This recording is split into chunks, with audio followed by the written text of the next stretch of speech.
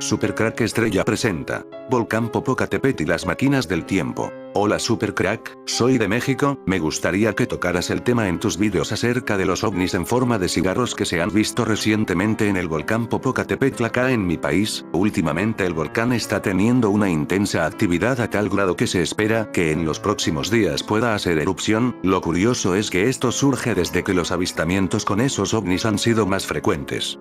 ¿Qué opinas tú al respecto? Si son naves extraterrestres, ¿qué es lo que buscan en el volcán? Uno de los argumentos es que los volcanes podrían emitir energía o radiación que atrae a los extraterrestres para el uso de sus máquinas del tiempo. Es posible que una gran parte de las élites quieran escapar de la Tierra, buscando un pasado donde puedan vivir. Los ovnis con forma de cigarro son máquinas del tiempo. Durante la intensa actividad del volcán Popocatépetl de las últimas horas, fueron captados objetos voladores no identificados de gran tamaño con movimientos extraños. Todo en la vida está creado con sabiduría y tiene una razón. En todo esto están las máquinas del tiempo. No sabemos muy bien por qué razón existen, pero de seguro que están ahí por alguna buena razón. Durante años, Nueva Zelanda ha ocupado un lugar destacado en los planes de supervivencia ante el apocalipsis de los millonarios estadounidenses preocupados de que, por ejemplo, un germen asesino pueda paralizar al mundo.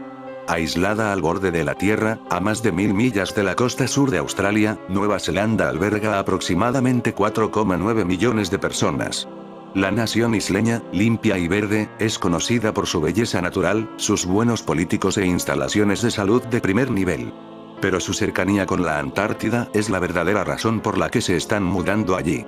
De hecho, muchos de la élite ya están en la Antártida, simulando su muerte para poder escapar aquí. Pero también está la alternativa de viajar en el tiempo, para escapar de lo que sea que esté por venir.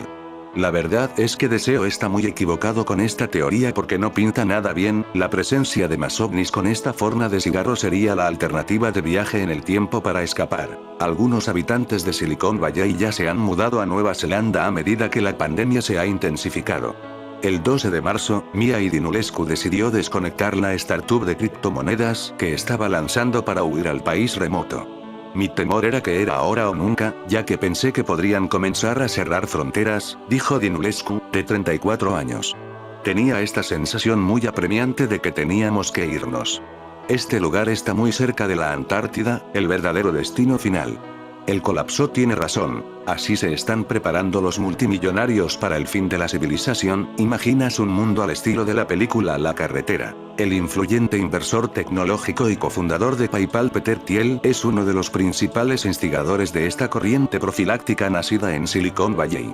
El alemán, que ha apoyado públicamente a Donald Trump y que destruyó un medio, la web Gawker, como venganza por un artículo que afirmaba que era homosexual, compró un terreno de 200 hectáreas para su refugio apocalíptico en Nueva Zelanda, país que considera una utopía. El que se alinea mejor con mi visión del futuro, dijo. Thiel consiguió en apenas 2 semanas la ciudadanía neozelandesa y muchos otros han tratado de seguir sus pasos.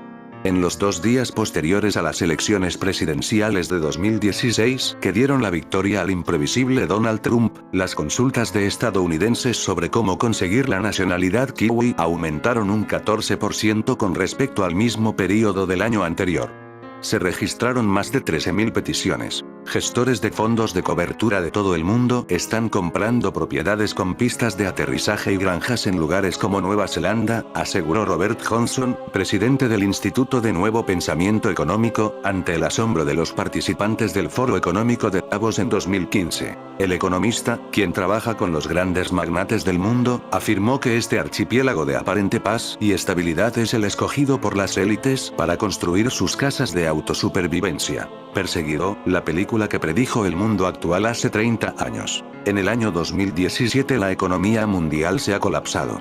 Escasean la comida, los recursos naturales y el petróleo. Un estado policial dividido en zonas paramilitares impone su ley con mano de hierro.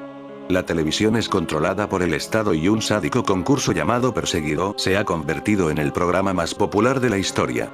Las artes y los medios de comunicación están censurados.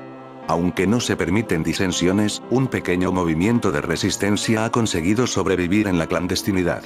Cuando los gladiadores de alta tecnología no bastan para sofocar las ansias de libertad del pueblo, se imponen métodos más directos. En un mundo donde el dinero no valdrá nada, las élites como en la película Wedlock, En ella todos los prisioneros tienen collares explosivos interrelacionados de 2 en 2. Si uno se separa en 100 metros del otro, ambos collares explotan y como nadie sabe quién es el otro, todos tienen miedo de salir de la cárcel. Así los prisioneros se convierten en prisioneros y guardianes al mismo tiempo, por lo que nadie se atreve a escapar. Ese sistema se llama por ello el matrimonio.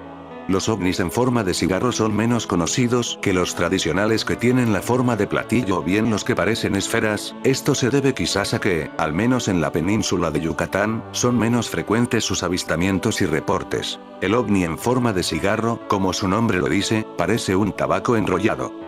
Su aspecto es sólido y metálico, muchas veces con ventanas a los costados, como si se tratara de un avión comercial, pero sin alas y timón de cola. Una de las primeras observaciones de los ovnis en forma de cigarro fue a mediados de los años 70, con la aparición de la mujer de Isdal, una viajera del tiempo que apareció muerta en Noruega. Pero luego también durante la oleada belga de avistamientos de 1989-1990, lo cual produjo una investigación en profundidad por parte de los gobiernos europeos de los últimos años. Viajeros del tiempo de Bélgica. Tenemos un caso famoso con el caso Greta. Estos objetos, que son capaces de detenerse en el aire durante minutos y luego acelerar a velocidades fantásticas como 500 km por segundo, por lo general son avistados en radares que vigilan el tráfico aéreo y también son divisados por aviones comerciales sobre el mar. En muchos casos estos ovnis rodean a dichos aviones como si los investigaran y rápidamente desaparecen a increíble velocidad. Hace varios años, el 25 de mayo de 1995, se reportó un ovni que había aparecido sobre la Antártida y que viajó en cosa de unos segundos hasta el norte de Perú. Luego se dirigió en 3 segundos en medio del Océano Pacífico. Ese mismo año 1995 fue el caso de la otra viajera del tiempo que apareció muerta en un hotel de Oslo, Noruega. El caso Jennifer Fairgate. En ese mismo año tenemos las imágenes en un combate de boxeo donde aparecía otro viajero del tiempo.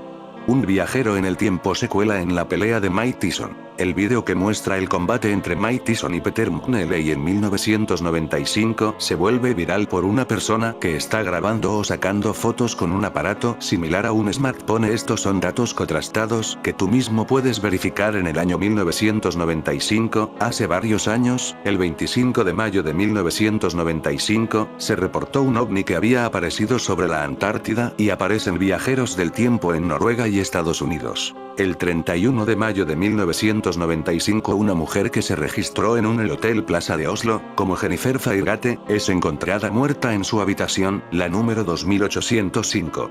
Aunque la policía determinó que se trató de un suicidio, mucha de la evidencia sugiere que se trata de un asesinato. Del Pacífico a la Florida. Este objeto fue divisado por NORAD, Comando Aeroespacial Norteamericano de la Defensa. Luego de estar sobre el Océano Pacífico se dirigió rumbo a la Florida, en Estados Unidos, donde en su recorrido se encontró con un avión comercial, el cual iba con destino hacia Las Vegas. Cuando el avión comercial reportó el ovni, inmediatamente ese reporte visual cayó en manos del NORAD, el cual envió un F-117, un avión de lo más modernos en ese tiempo y hasta aún en la actualidad, a tratar de confirmar e interceptar el objeto. Luego que el F-117 confirmara haberlo visto en el aire, este desapareció y volvió a aparecer en las cercanías de Washington, recorriendo nuevamente unos 1,000 kilómetros en cosa de 4 segundos. En Yucatán, uno de los reportes más serios al respecto corresponde a un avistamiento que hizo el capitán Irving Peña Vidal, Kev, en el año 2003, en su rancho ubicado a pocos kilómetros del periférico oriente sobre la carretera Mérida-Tixpehual, pues ahí en compañía de algunos de sus compañeros pilotos pudieron observar este objeto volador. Peña Vidal le platicó a un servidor que cada fin de semana se reunía con amigos y colaboradores de su agrupación FIEPAL, Fuerza de Investigación Espacial para América Latina, para observar el cielo a través de diversos telescopios. Vieron una nave nodriza. Ya habíamos visto anteriormente varios casos de ovnis tradicionales, pero aquella vez, mayo de 2003, pudimos observar uno en forma de cigarro que, además, creo funcionaba como nave nodriza, ya que de pronto salieron varias esferas de su interior, más de 15. Fue algo impresionante, a simple vista no se veía, solo con los telescopios, señaló. Resumen y sinopsis de Estación Outsville de Robert Silverberg. En las primeras décadas del siglo XXI se instala en Estados Unidos un gobierno autoritario que secuestra a los disidentes y los mete en la cárcel secreta de mayor seguridad de todos los tiempos. El pasado remoto. Usando una nueva tecnología que permite trasladar objetos y seres vivos por el tiempo, las autoridades crean en el período cámbrico, a 1000 millones de años de nosotros, la estación Outsville, una penitenciaría sin rejas pero cercada por un paisaje rocoso, inhóspito y monótono, y por mares en los que abundan primitivas formas de vida. En ese mundo gris, lo único que anima a los presos es la llegada de nuevos compañeros con noticias de un futuro cada vez más borroso y lejano. En esta novela se nos plantea una historia de Estados Unidos alternativa, en su momento hablaba del futuro, aún se podía dar. Pero ahora casi todos sus hechos ya han quedado en el pasado y no han tenido lugar, en el que la democracia estadounidense se vino abajo a mediados de los 80 y subió al poder un gobierno autoritario que reprime a los disidentes, pero que ha logrado calar en la población pareciendo benevolente y retomando el control de un país sumido en el caos. 2 décadas después del cambio de régimen político, un científico financiado por el gobierno ha logrado crear una máquina del tiempo unidireccional, es decir, con la que solo se puede viajar al pasado. El gobierno utilizará esta máquina para exiliar a los disidentes a una prisión situada a 1000 millones de años de distancia. La estación Outsville. Sin duda, no hay mayor destierro. Para esos presos, es como haber sido exiliados a otro planeta a una distancia insondable, viven en un páramo donde no hay vida terrestre ni apenas marina y estarán allí hasta su muerte de forma irremediable. Un viaje sin retorno al pasado tan remoto es como desaparecer de la existencia, cambiar el pasado, pero mandarlos allí puede suponer un cambio en la historia de la evolución. ¿Sus actos podrían cambiar el pasado de alguna forma? Sin duda, la presencia de un gran número de personas en el pasado durante mucho tiempo tiene que tener consecuencias, pero los creadores de la estación Outsville lo estudiaron bien para que no las hubiera. Jim Barrett, el protagonista, lo explica así: buscaban una era en la que no pudiéramos dañar su medio ambiente. Eso significaba que tenían que mandarnos a un tiempo anterior a la evolución de los mamíferos, no fuera que por accidente agarráramos al antepasado de toda la humanidad y le retorciéramos el pescuezo, y ya que estaban, decidieron escondernos en un pasado tan remoto que estaríamos a una enorme distancia de toda vida terrestre, siguiendo la teoría de que si matábamos a una cría de dinosaurio, podíamos afectar todo el curso del futuro. Su mundo. ¿No les importa que atrapemos unos pocos trilobites? Es evidente que creen que no hay riesgos, dijo Barrett, los hechos parecen darles la razón. La estación Outsville lleva aquí 25 años y no da la sensación de que hayamos alterado la historia futura de manera perceptible, todo sigue igual, a pesar de nuestra presencia en este sitio. Se trata de un pasado tan remoto y separado no solo por tiempo, sino por cambios biológicos y geológicos tan grandes en la Tierra, que no parece que sus actos en el pasado puedan tener consecuencias directas sobre la evolución. Restos de vida. Bien, quizá no pueden cambiar el rumbo de la evolución, pero su presencia allí dejará restos, lo que podría desconcertar a futuros arqueólogos y alterar la historia. Vida humana inteligente 1000 millones de años antes de que surgieran los hombres. Ann, un recién llegado a la estación, se lo pregunta. He estado pensando en eso, dijo Ann, ¿cómo es posible que nadie de arriba haya encontrado jamás los restos fósiles de la estación Outsville? ¿No les preocupa que alguno de los primeros cazadores de fósiles los encuentre en los estratos del Cámbrico y arme un escándalo? Por ejemplo, alguno de los excavadores de dinosaurios del siglo XIX. ¿Qué sorpresa se llevaría si encontrara chozas y huesos humanos y herramientas en un estrato más antiguo que los dinosaurios? Barrett movió negativamente la cabeza. En primer lugar, ningún paleontólogo, desde el origen de la ciencia hasta la fundación de Outsville en el año 2005, desenterró la estación. De eso hay datos. No sucedió, así que no hay de qué preocuparse, y si la estación apareciera después de 2005, todo el mundo sabría qué es y no pasaría nada. No habría ninguna paradoja. Además, dijo Rudiger con tristeza, dentro de otros 1000 millones de años esta cadena rocosa estará en el fondo del Atlántico, con 3 kilómetros de sedimento encima. Es imposible que nos encuentren. Sin duda, es un panorama desolador. Sin duda les han condenado al mayor exilio del mundo. El viaje en el tiempo, usado para un fin inhumano. Viajar al pasado. Aunque no explica el viaje en el tiempo en profundidad, esta novela sí que habla de la ciencia implicada en el viaje. Barrett, el protagonista y líder del grupo revolucionario que va en contra del nuevo gobierno, habla con el científico que investiga sobre el viaje en el tiempo, que en su día también era parte de la revolución. Outsville, el científico, le explica que en teoría es posible viajar al pasado y que ya se ha conseguido, en el laboratorio, invertir la senda temporal de un electrón y enviarlo hacia atrás un segundo. La novela se sitúa en un final del siglo XX alternativo, pero ese experimento no es ciencia ficción. De lo que habla Outsville es de una teoría propuesta por Richard Feynman para probar un modelo teórico de positrón en el que los electrones se mueven atrás en el tiempo con carga positiva. En este modelo, como explica Outsville en la novela, el electrón, cuando se lo acelera, altera su carga y se transforma en positrón. Eso estaría bien, pero tiende a buscar un electrón que avanza por su misma senda y se aniquilan mutuamente. Es algo bastante complicado de explicar, y aún más de entender, pero lo importante es que el viaje en el tiempo en la novela tiene esta base científica, aunque Feynman y su colega John Wheeler no estuvieran buscando la forma de viajar en el tiempo cuando propusieron esta teoría. Al parecer, esta teoría ya ha quedado algo obsoleta, pero no lo estaba cuando se escribió la novela a mediados de los años 60. Sea como sea, lo que propone la novela es que esa teoría se ha podido llevar a la práctica con éxito. El viaje al pasado del electrón es una realidad. Así, Outsville explica que en cuestión de un par de décadas podrán pasar de ese viaje al pasado de un electrón a poder enviar al pasado objetos macroscópicos y hasta personas. Sin duda, las dificultades para poder pasar de una cosa a la otra son mayores y tardarían más tiempo en superarse de lo que dice Outsville. Pero, como él dice, lo que cuenta es la teoría. La teoría es sólida. Hoy por hoy, la teoría más aceptada por la comunidad científica para poder viajar al pasado, y aún está basada en conjeturas, es la utilización de agujeros de gusano, una especie de pasadizos en el espacio-tiempo de los que hablaremos en otro post más adelante, pero lo cierto es que, totalmente válida o no, Silverberg aporta un buen grano de ciencia al viaje en el tiempo de su novela. Una ciencia que se desvía un poco cuando el científico explica por qué no se puede viajar al futuro. Hoy por hoy, lo más factible, o dijo Outsville, nadie podrá ir y venir por el tiempo.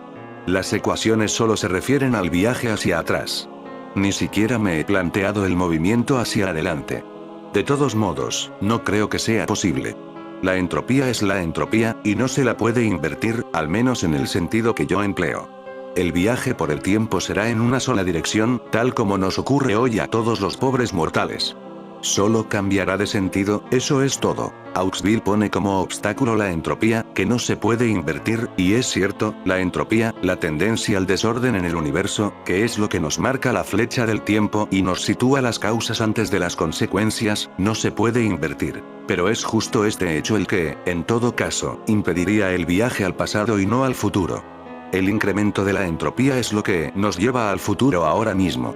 No tiene sentido que se ponga la entropía como obstáculo para viajar al futuro, en todo caso sería una barrera para viajar al pasado. Viaje sin rumbo al pasado. La novela narra la historia de Barrett y otros personajes en su lucha política y su posterior ostracismo en el pasado, y en ella el viaje en el tiempo lleva ya años funcionando. Pero es interesante cómo plantea Silverberg la máquina del tiempo y los inicios del viaje temporal. Nos explica que la máquina que se utiliza para viajar al pasado es como un gran martillo de que sale un haz de luz por el que llega el viajero, que cae en una plataforma con forma de yunque.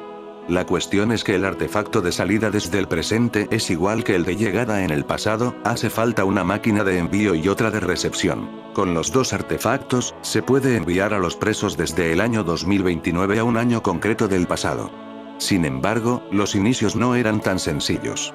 Cuando empezaron a experimentar, no había un martillo y un yunque receptor, con lo que la máquina del presente no podía enviar con precisión nada a un punto concreto, ni del espacio ni del tiempo. Así, al principio del proyecto, en 2005, enviaban material para construir la estación Outsville sin una certeza absoluta.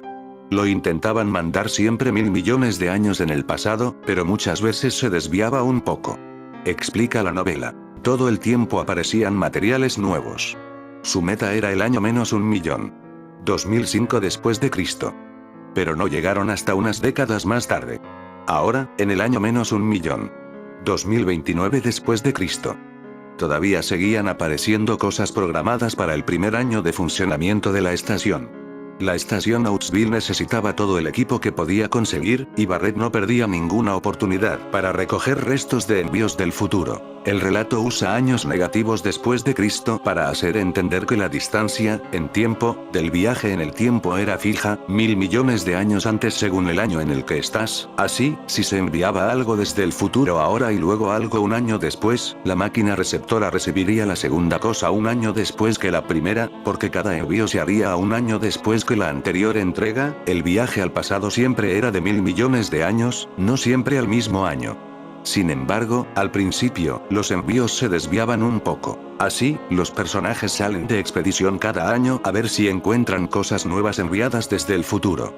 Lo curioso e interesante es que aunque salen cada año a buscar, no intentan encontrar nuevas cosas recién enviadas desde el futuro, esas cosas, ya se las van enviando al yunque de la estación, sino cosas que se mandaron al principio del proyecto. Ellos, los presos, enviados después que esos objetos útiles para la estación, llegaron antes al pasado que esos materiales, y años después de llegar allí, salen en busca de objetos que fueron enviados antes que ellos, aunque para ellos las cosas aparecen después. Es un efecto fascinante y muy visual de la ruptura de la linealidad temporal provocada por la posibilidad de viajar en el tiempo. El antes y el después son difusos para un viajero en el tiempo, algo que el propio Barrett, así como el resto de presos, ha experimentado en sus propias carnes. Futuro en el pasado / pasado en el futuro. La novela va narrando dos líneas temporales distintas. Los sucesos de hace 1000 millones de años, con los presos viviendo en la estación, y los que tienen lugar de 1984 a 2006, período en el que Barrett empezó en el movimiento revolucionario y trabajó por la revolución hasta ser capturado y enviado a la estación. Dentro de la línea temporal habitual, la que todos vivimos, los sucesos prehistóricos suceden antes que los del siglo XX. Pero, curiosamente, para el protagonista, que vive en la prehistoria a sus 60 años, y desde hace más de 20, los hechos del siglo XX son el pasado, cuando era un joven revolucionario. La línea temporal deja de ser recta y firmemente continua al lograr viajar en el tiempo. Así, en el pasado / futuro, el siglo XX, vemos cómo Barrett entró en el movimiento revolucionario y acabó preso. Y en el futuro / pasado, hace 1000 millones de años, vemos lo que le sucede en la estación. Una prisión donde Barrett es el preso más respetado y a la que llega Ann, un chico joven bastante misterioso. En fin amigos de Super Crack Estrella, si el video te gustó pulgar arriba.